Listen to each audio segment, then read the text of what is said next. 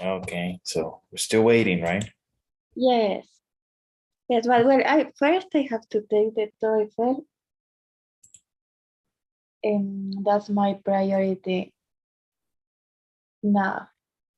Okay. So when are you taking the TOEFL? Think on November 5. November 5. Let me check the calendar. That means 3 weeks from now. Yes, less than a month. Okay, 3 weeks from now. So we need to practice, right? Yes. Okay. So, okay. So let's practice. Okay. Give me just a second. My computer's a little bit slow today. I had an update. That's why I was a little bit late. And you know, Windows 11 updates take long. Okay. No, don't. Yeah, they take some time. And also I needed to change my password for my Outlook from work. So I had to contact headquarters so that IT technician could help me with the update and resetting my password, blah blah blah. So it took it took like 3 hours there. Oh, wow. Yes, updates and changing things, it takes time. This recording is okay. So let's see. What we're going to do is start working. So let me show you my screen. Okay, so another listening exercise, tech addiction, okay? So let's try to do this fast so that we can move on to the next exercise and so on, okay? So listen to the radio program about tech addiction to practice and improve your listening skills. And before that, we need to do some vocabulary. Okay. To scrub.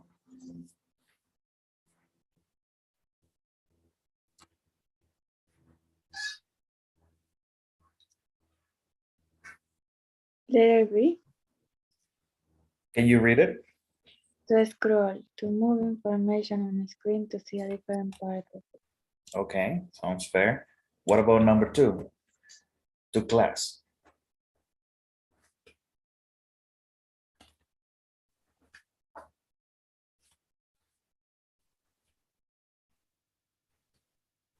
To categorize, to name.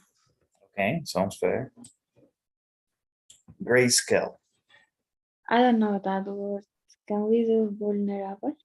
Okay. Vulnerable. Vulnerable. Easily damaged or harm, at risk. Okay. Easily damaged.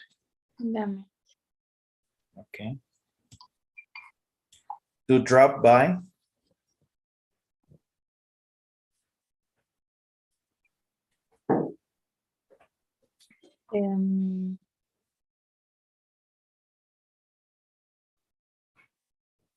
A chemical reaction in your brain that makes things feel good. Okay. To exacerbate.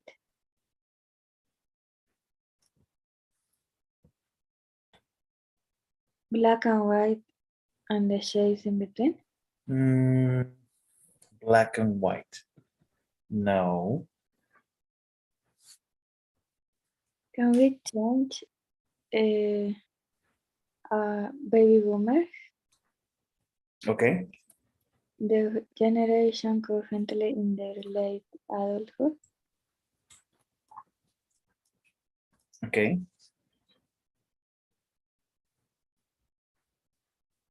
A rush to visit informally for a short time. A rush. Yes.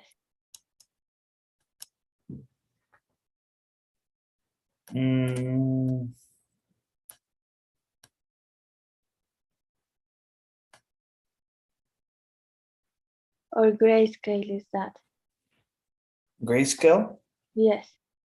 What is the definition? To visit informally for a short time. No. To make something worse. I don't know the meaning of that 3 words. Okay. So we're coming back to this. Okay. We're coming back. So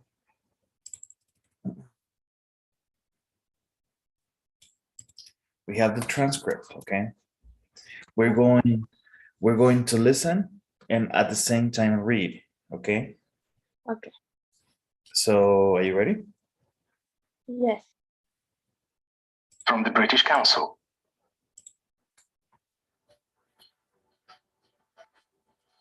Welcome to today's Business for You podcast. The focus of this podcast is to think about innovation and why, and also to look at different types and stages of it. Okay. I think this is not the one. Yes. Okay. No,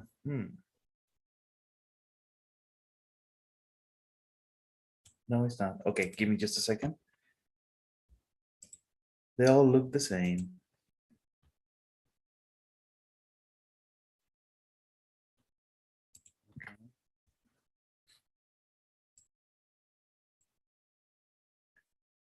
Give me just a sec.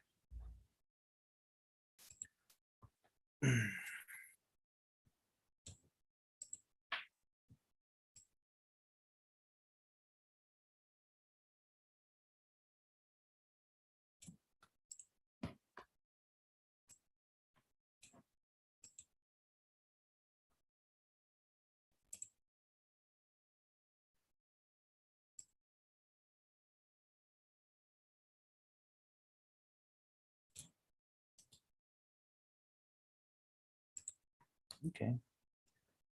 I believe I have it.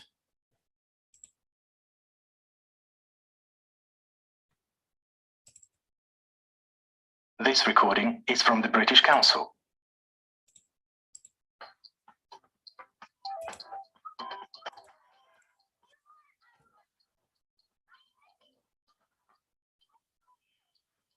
The sound of kids hanging out together, or at least how it sounded a few years ago. Nowadays, a group of, well, just about anyone, kids, teens, tweens, their parents might sound a lot more like this. Most of us spend hours a day with our heads bent over our smartphones. Research suggests teenagers spend as many as 9 hours a day, while preteens spend up to 6. I don't know, it's like the first thing I do in the morning, check in and see who's posted anything overnight. It's my alarm clock, so I kind of have to look at it, and then, it's pretty hard not to scroll through. And it's not just teenagers and millennials. Generation X and even the baby boomers are almost as bad. I'm online most of the day for work, and you'd think I'd be sick of screens by the time I get home, but most of my news comes through Facebook. And I'm really into food, so I'll hold my hands up to being one of those people who post photos of their meals. But are we addicted to our phones and apps? And does it matter?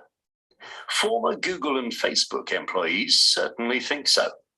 So they've set up a non-profit organization, the Center for Humane Technology, to reverse the digital attention crisis and promote safe technology for children.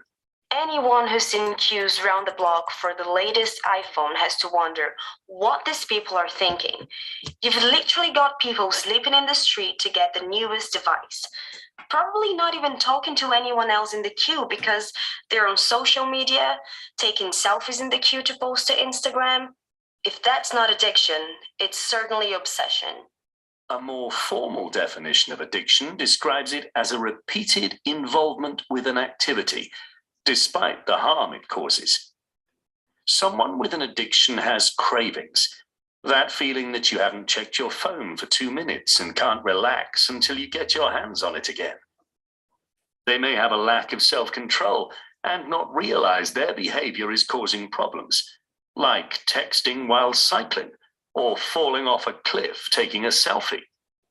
And in case you're wondering, I read about both of those via the news app on my phone, which updates every couple of minutes with the latest stories. Definitely addicted. So the Truth About Tech campaign by Common Sense Media and the Center for Humane Technology couldn't come fast enough for most of us. But it's children who are probably most at risk because of the effect tech addiction might be having on their brain development. Professor Mary Michaels of the Atlanta Future Tech Institute has been working with very young children. Mary, thanks for dropping by. What is your research telling us? Well, we know that screen time is affecting key aspects of healthy child development, like sleep, healthy eating, and what psychologists call serve and return moments, which are when parents respond to babies seeking assurance and connection by making eye contact, smiling or talking, all perfectly normal things we do and which help lay the foundations of babies' brains. It's much harder to engage with a baby normally if you're looking at your phone. Or even worse, if parents give a crying child a phone to distract them instead of talking to them or hugging them, and that might lead to them failing to develop their ability to regulate their own emotions. And what about older children? Again, we know that teenagers who spend a lot of time on social media are 56% more likely to report being unhappy and 27% more likely to suffer depression. Teenagers are especially vulnerable because they're more sensitive to highs and lows anyway, so we are looking at potentially higher instances of suicide, schizophrenia, anxiety, and addiction in teens, which is exacerbated by dependence on technology. It sounds like a vicious circle. They're more likely to get addicted to smartphones and social media, and that addiction itself makes them candidates for other addictions. Yes, that's right. Time to stage an intervention. Is there anything we can do to make tech less addictive? Setting devices to grayscale, which is basically black and white, might make them less appealing. Scrolling through a news feed of boring, washed out photos just doesn't create the same rush as bright colors, perhaps. And you can turn off the notifications that are constantly pulling you back in to check your phone. So is it This recording is from the British Council. To find more activities to practice your English, visit www. Okay. So what do you think about the article? It's totally right. I'm sorry, I didn't catch that. That is totally right, everything they say. Okay. So let's go back to our vocabulary. Okay. So we said scroll. The answer is B. Okay. That's correct. To class. The answer is G. And then we have grayscale. What's the answer for grayscale? To make something fun.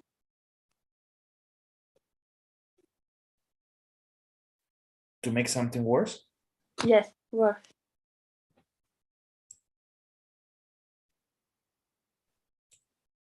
Settings devices to grayscale, which is basically black and white, make them less appealing. Black and white and the shades in between.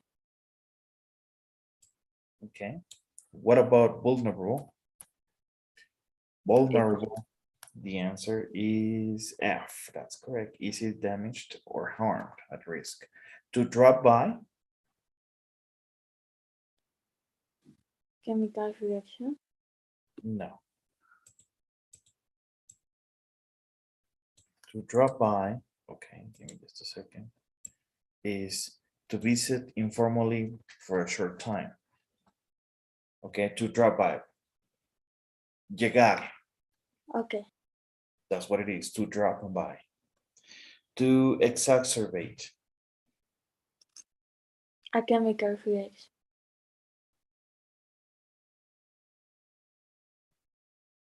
I'm sorry? A chemical reaction. Mm,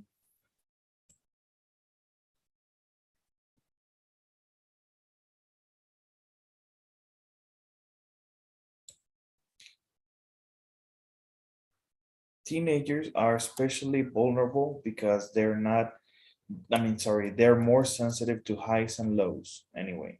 So we're looking at potentially higher instances of suicide, schizophrenia, anxiety, and addiction in teens, which is exacerbated by dependence on technology. So again, what do you think is the correct answer?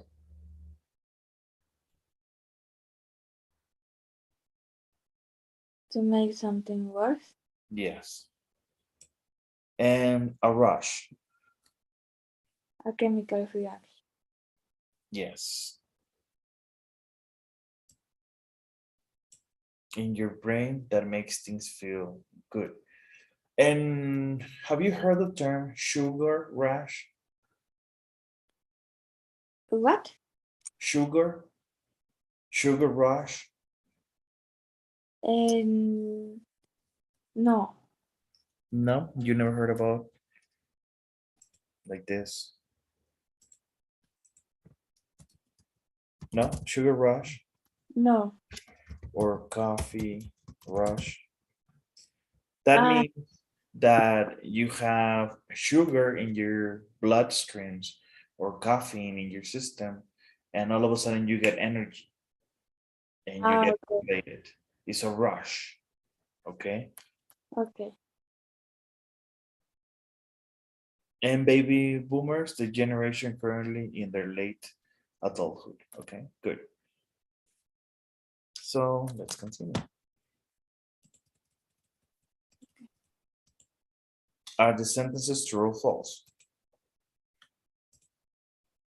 Number one. True. Can you read the question? Millennials spend more time on smartphones than any other generation.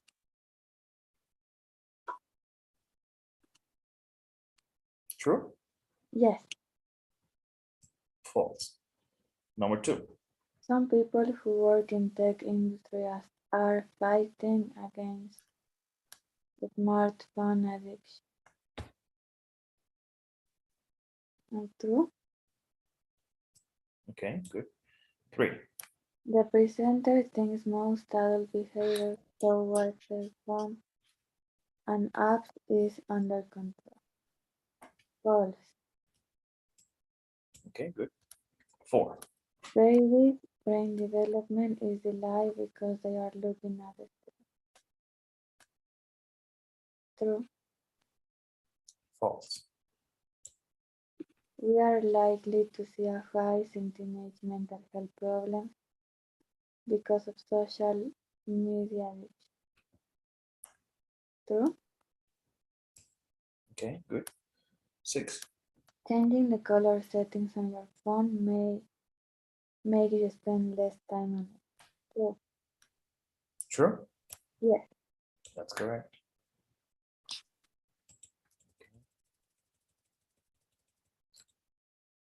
Match the expressions 1 to 6 with their meanings, A to F.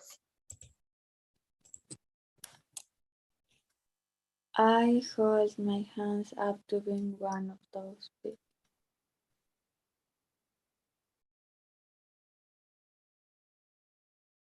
E.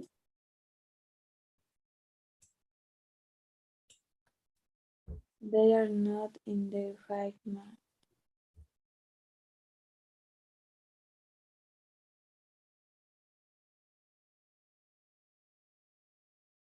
See?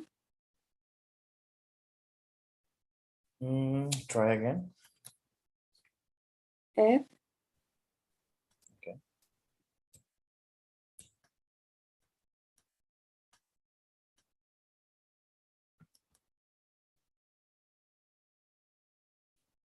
A 3A. It's a vicious circle. Yes. 4.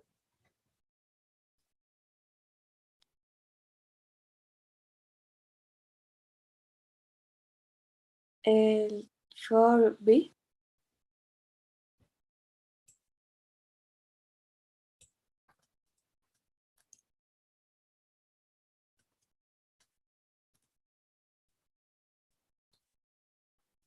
El 5B. D Yes, and 6. sí. So, are you addicted to social media or smartphones? Yes, but not, I don't spend too much time in a day.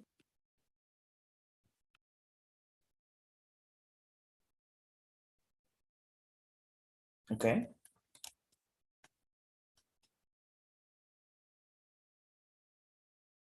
I need more than that, Lucy. I usually spend 1 hour per day in social media because I have an alarm that says that I am 1 hour on Instagram, for example. But then no, I don't use too much my phone. I can hear you well. That I have an alarm in social media. Alarm? Yes, that that sounds when I am using Instagram, for instance, more than 1 hour per day. Okay. So when that alarm sound, I close my social media and that's it.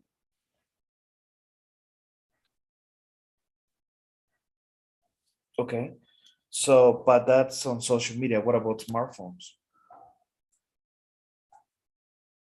No, I try to don't use too much, only for the necessary to talk to my family or friends, but I Okay. don't spend too much time. All right. Thank you so much. Much better. So, what do you think about this article? It's true because the new generations can't live without a smartphone. You're right. They need it, right? Yes, even us, we can live without our Well, smartphone. maybe in my case, I am I am a millennial. In my case, I watch TV, I listen to podcasts, I play video games, Okay, but I'm more like a video gamer console. Like I need a PlayStation or Xbox, whatever. The new generations, they play online. yes, they can play in their computers or Mhm. in their cell Yeah, that's correct. So there's a big difference. Okay. phone. Okay, Okay. So let's do another exercise so we can practice. Okay. This one is a little bit different.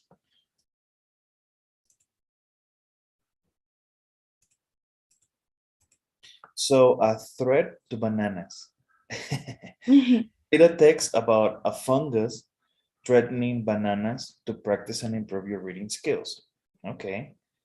So this is different. Let's see. We have some vocabulary. Number one, resistant. resistance.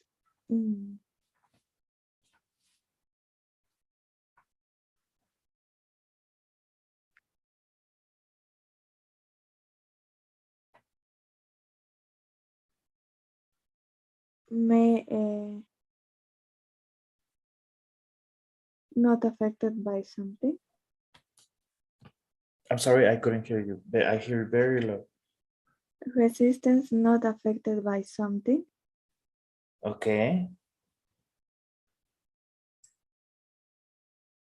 Fungus. The family that mushrooms belong to? Okay. A plantation.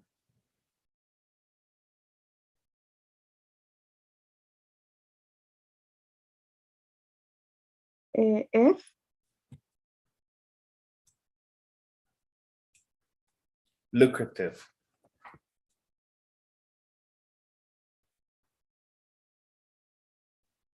Makes a lot of profit. A shoot.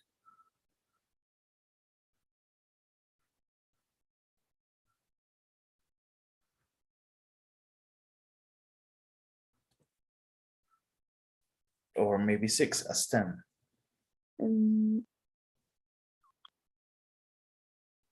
A stem, it can be G.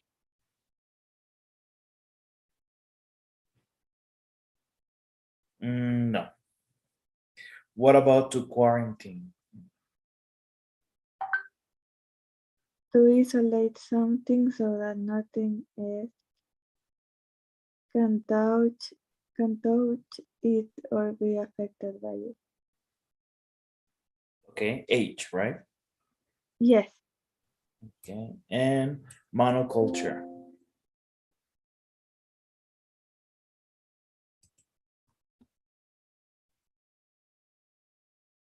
A baby plant. Mm,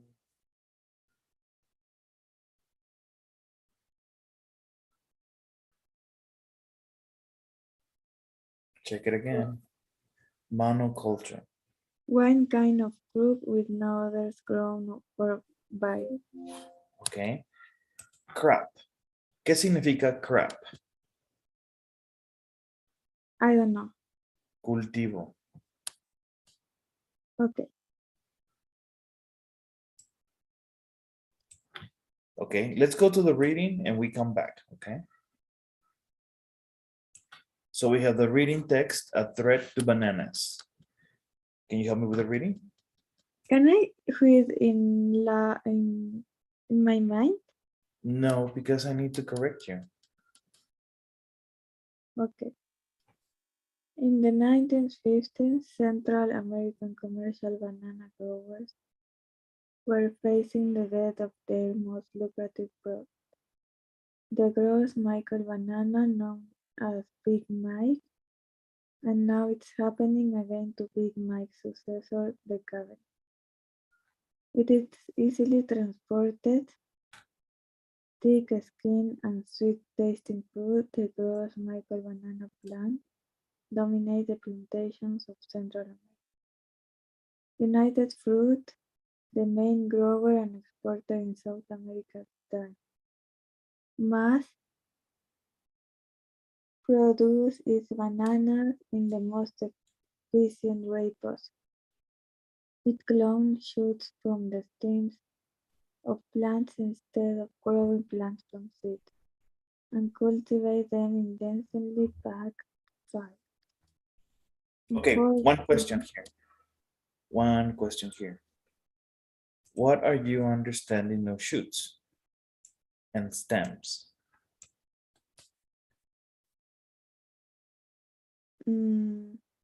It clone shoots. ¿Qué significa shoot como verbo?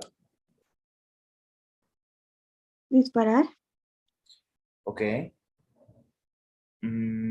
Imagínate una planta cuando nace, se dispara, ¿no? Entonces es una planta pequeña, un shoot. Okay.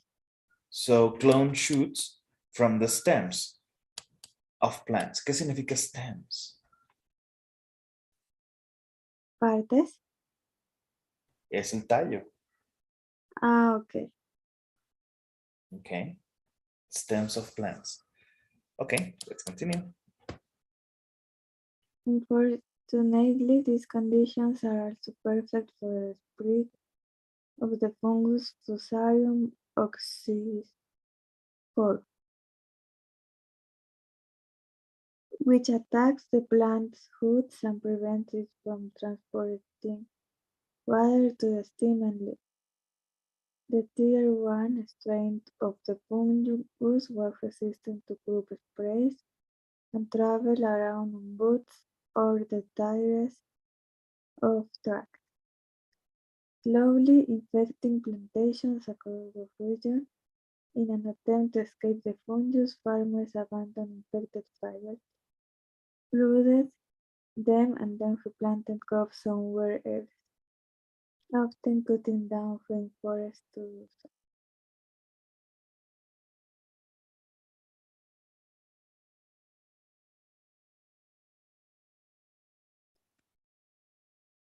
Their efforts Continue. fail, so instead they are what? No, I'm sorry. Let's continue. Okay.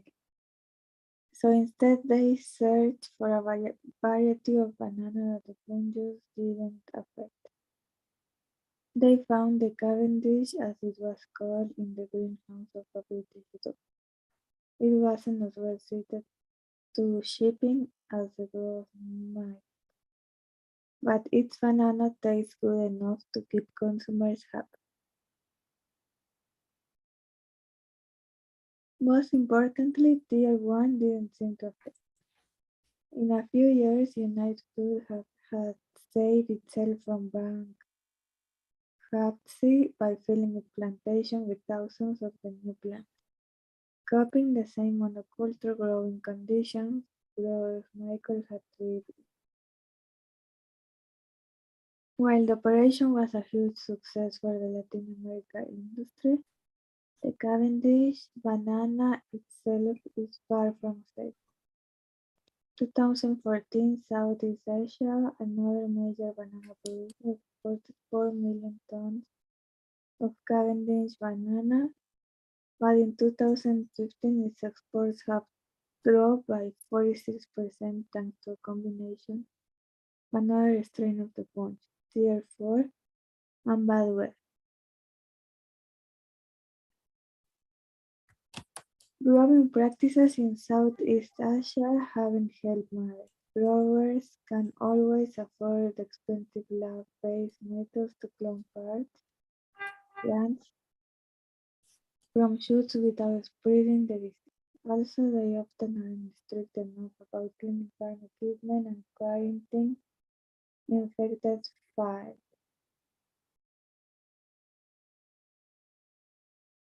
As a result, the fungus has spread to Australia, the Middle East, and Mozambique. And Latin America, heavily dependent on its monoculture, Cavendish crops could easily be next. Racing against the inevitable, scientists are working on solving the problem by genetically modifying the Cavendish with genes from Tier 4. Resistant banana spread. Researchers at the Queensland University of Technology have successfully grown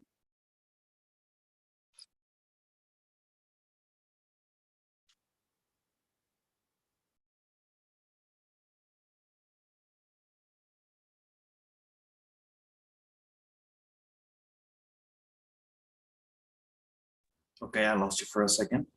yes. Sorry, but we're back. Okay.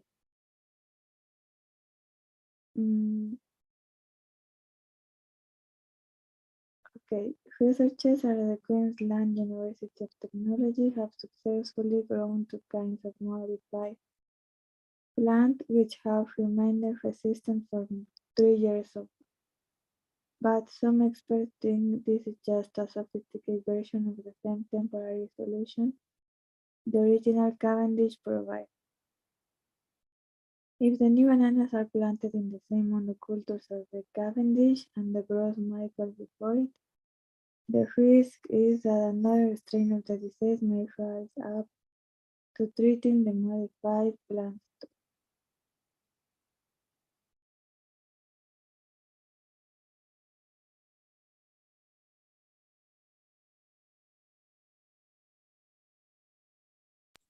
Okay, so that's it, right? Yeah. Let's go back to the vocabulary. So shoot. A shoot is the long thin part of a plant. That's a stem. A stem. A shoot is a baby plant. Mhm. And a shoot, A baby. a plant. Okay. So circle the best answer. Mass produced bananas are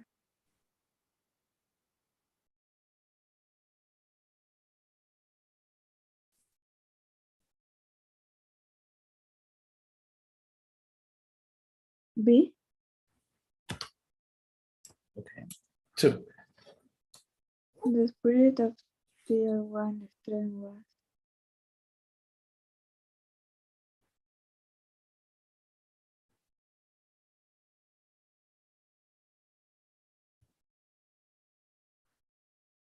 B. What number? B. 2. No. D. 3.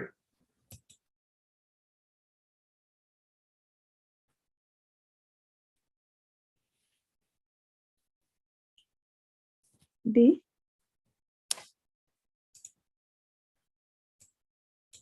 Okay, good. Oops. 4.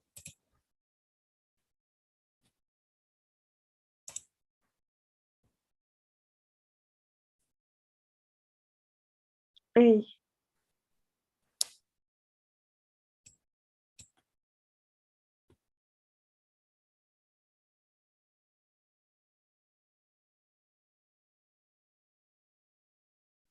C.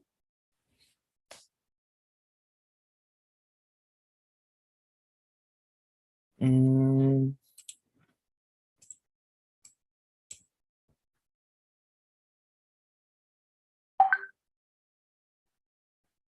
Okay. 6. C. which one? C. Okay, good. Let's see. So complete the notes.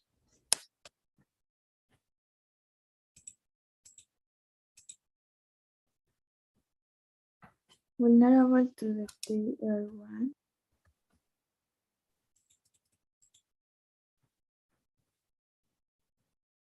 Tier 1. Yes.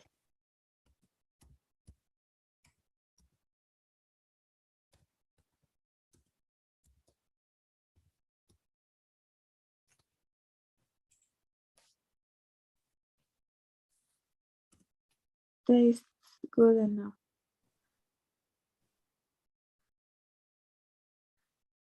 Or No. grows easily. No.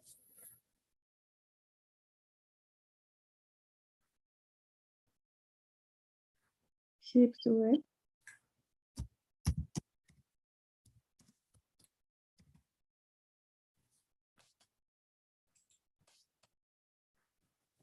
Southeast Asia.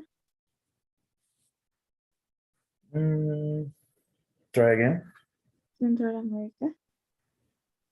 I'm sorry. Central America.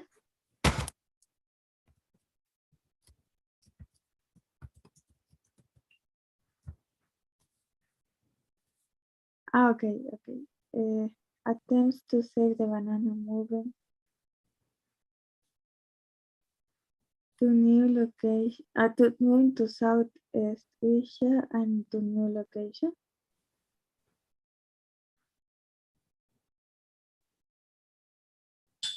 Okay. What is the first one? Southeast Asia. No. To new locations. Mhm. And Southeast Asia. No.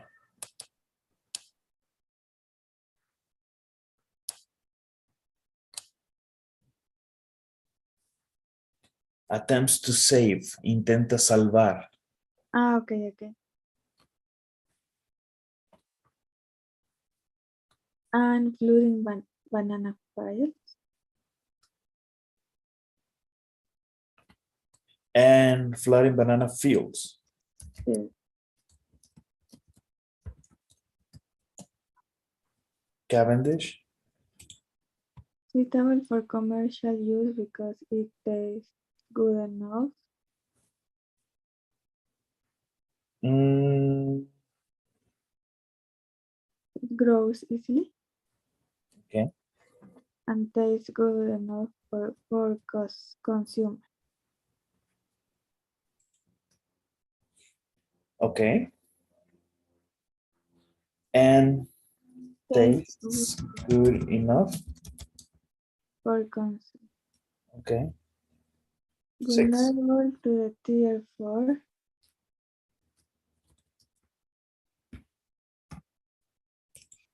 At risk in Southeast Asia.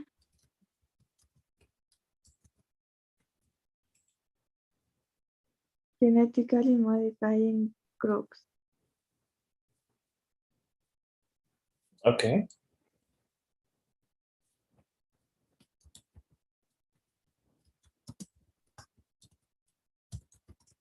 Crops. Well, okay. Okay. So what do you think of the solution to genetically modify the Cavendish banana? I think that's the correct because that type of fungus Okay. destroy all the files, and well, I think that they have to look for a solution because if the virus go to their new file, it will be the same. Yes. But do you think this is a good solution or should be already a final solution or temporary? I think it's a temporary solution. Do you think so?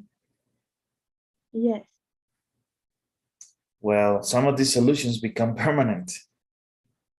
okay. Why? Why do you think they become permanent? Because they only move to another file. And they give a solution fast, right? Yes, Okay. Remember, people try to genetically modify plants, animals, even us. For example, do you know how long it takes for a cow to be ready to be slaughtered for meat? no, 4 years. Not that long. Maybe I would say months. Okay. It could be 6, 8 months. But what if you genetically modify the food, the fluids consumption? What about the environment? It will take less. It would grow faster, right? Yes. Have you ever seen a chicken farm? No, never. Never? Okay. There's different types of chickens. Chickens for eggs, okay? And chickens for meat, and also for making more chickens, right? Okay. Let's talk about the chickens that make eggs. So those chickens, they eat a lot, right? Yes. And perhaps since they need to move around, you have some space for them to move freely, to be happy, right? Yes. Because chickens that, have you seen that movie Chicken Run? Chicken farm. I think yes. Have you seen that movie? It's not new, it's old. Yes. 20 years, I think. Do you remember that movie? That at the end they want to make pies? No, I don't remember that. No? Let me show you what kind of movie I'm talking about. Give me just a second.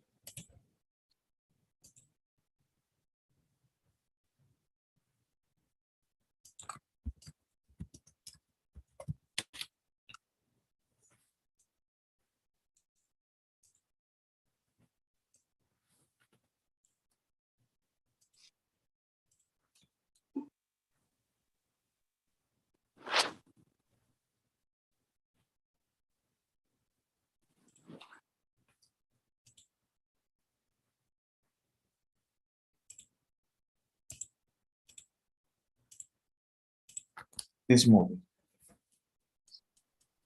Ah, okay. Yes, I remember. You remember the movie? Yes. Okay. Well, the chickens first, they are chickens for eggs. And then the owner realized that there was no money. So she decided to make chickens for pies. Ah, And chickens that need to lay eggs, they need to be happy, they need to move around. Now, chickens that are for meat, do you want them to exercise? No, you want no. them to be just eating, right? Yes. And just to be stationary. Okay, so that's what it is. So you not only modify the food, you also modify the environment Yes, that's right. to have mass production, right? Yes. For example, imagine potato chips. You need potatoes, right? Yes. So you need a lot of fields with potatoes and you want them to grow fast. Yes. So you have all the time incoming of truckloads of potatoes. So you need probably to genetically modify the potatoes so that they can grow faster and bigger Ah, okay. Yes. and tastier. And, Now, and, question, do you think those genetic changes affect humans? yes. It could be, right? Yes. Because, well, they say, for instance, in chicken, there are organic chicken that they don't have that type of things that Yes, the humans do. yes, that's correct. But for example, in cows, uh, pigs, for example, do you think they just grow naturally or did they give them a growth hormone? Yes, That's correct. yes. And do you think those hormones are passed into humans? Mm, Yes, right? yes. It can be, but and the chicken too. All of them, right? Yes. All of them, because at some point it's going to affect us. Yes. Okay. So yes, it's important whenever we are asked to write about something in TOEFL so that you remember all of those things. Okay. Okay, to remember what you know, but try to be objective, not subjective, objective. Okay. Okay. Okay. All right, so let's do another exercise before we go. We still got time. Give me just a second.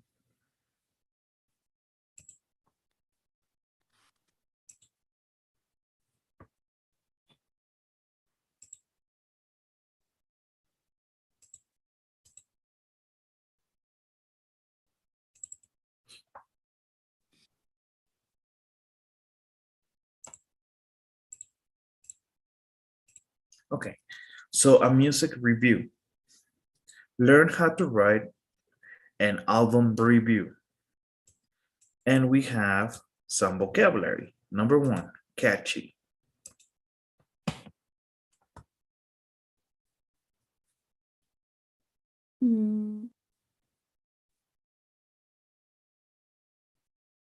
Moving quickly. What about a melody? A song or tune. I'm sorry? A song or tune. Okay. Bitterness.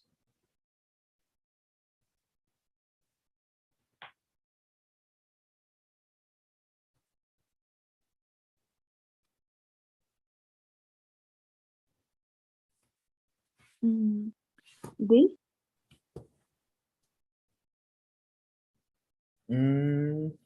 What about four? Fast-paced.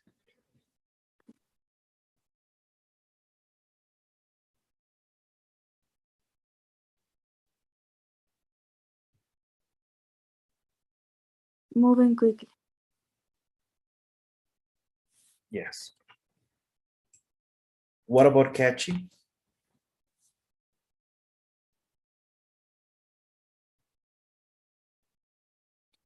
Strongly and fanatically devoted. You said, what was your first option? For catchy. Moving quickly. No. Okay. Fundamental.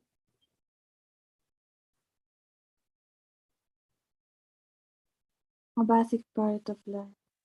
Basic part of life.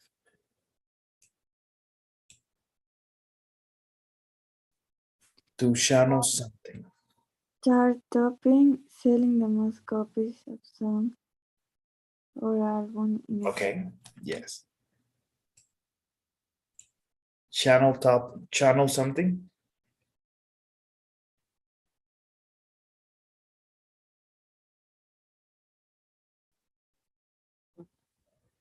letter E.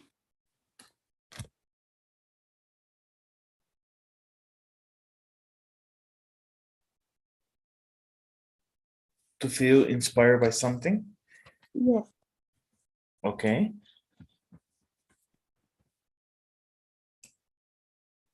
Die hard. Letter D. D. Yes. Try again. D. Okay. Strongly or fanatically devoted. Okay. What about bitterness? Letter D.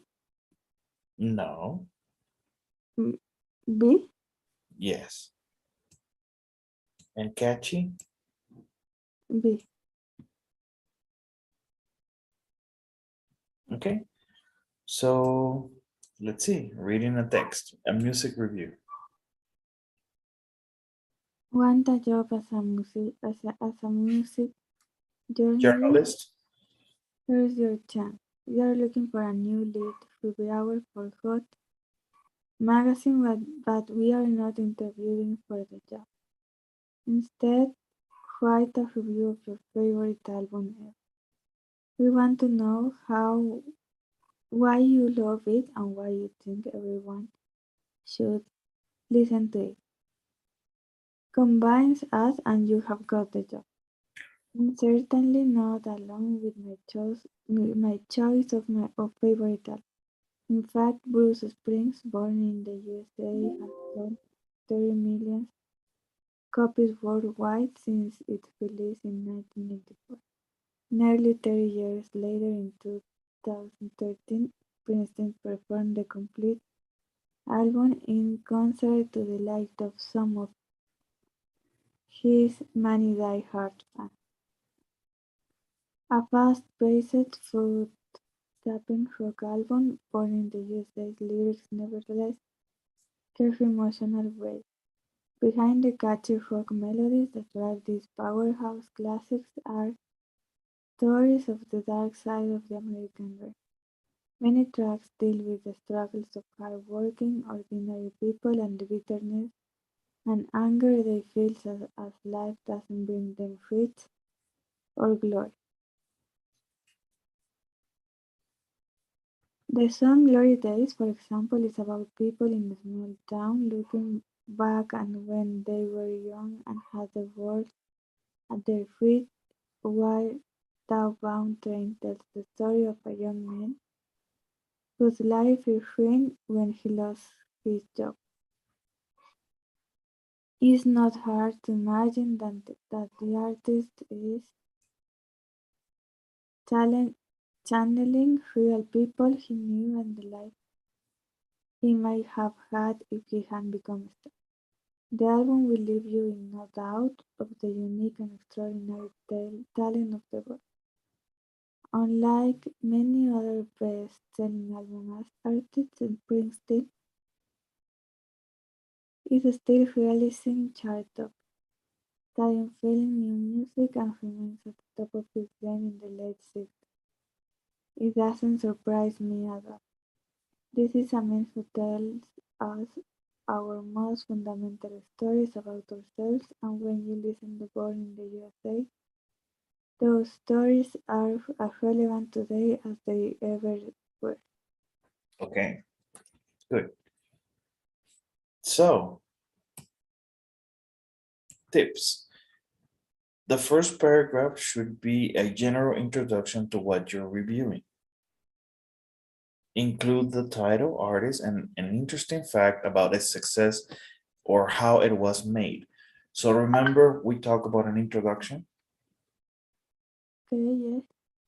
Okay, so yes, again, in this case, you're talking about a review. Okay, about an album. It's the same as an essay. The same, it's a review. The first paragraph, the introduction, should be a general introduction to what you're reviewing. The main body of the review needs detailed observations. Use a specific vocabulary. For example, some of the songs, lyrics, fast-paced, catchy melodies, to comment on particular songs and parts of the music. Okay. Okay. It is also important to give context. Link the music to the artist's life or what inspired them and the political or social context of the album. Now, remember, you're making a review, musical review. Okay. Try to make the review interesting and relevant to the reader. You can relate to the artist's work to real life experience, yours, that of people in general. Use compound adjectives, fast-paced, foot tapping, best-selling. Remember we use hyphens? Yes. Y aquí tenemos hyphens. Tú puedes crear estos verbos o adjetivos. ¿Quieres que dos adjetivos se junten para que creen a uno? ¿Ok? Okay. O nouns que se junten para crear a uno junto. That's what a hyphen is. El Okay. más vendido, best selling. Ok. Rápido. And foot tapping. Okay. Hablando de una canción que te hace mover los pies. To Foot make your tapping is writing that? highly descriptive. I'm sorry? Foot tapping is that? Yes, foot tapping significa que la música te hace que muevas el pie. Como siguiendo el ritmo. Okay. Okay. Finish off with a summary of why this album, concert, etc. is important. So these tips are about an essay, okay? Okay. A review. So guess what? We're going to write a paper about a review too. Our next essay is about a music review. Okay. So you have an example here. I will give you this exercise so you can have it and finish it, okay? Okay. And also so you can write your review. It could be about any artist that you like, Okay. okay? Con excepción de Bad Bunny, por favor. No. Okay. I like Bad Bunny. Daddy Yankee is okay, but Bad Bunny, no. Okay. I'm just kidding, okay? And also, me ayudas a finalizar las actividades, ¿sale? On homework. Homework, that's homework. Okay. Termina las actividades y empiezas a trabajar en tu music review. Tu music review se va a entregar el viernes, ¿ok? Okay. All right. So that's it for today, man. Thank you. And let's see. Can you help me with the daily survey? Yeah.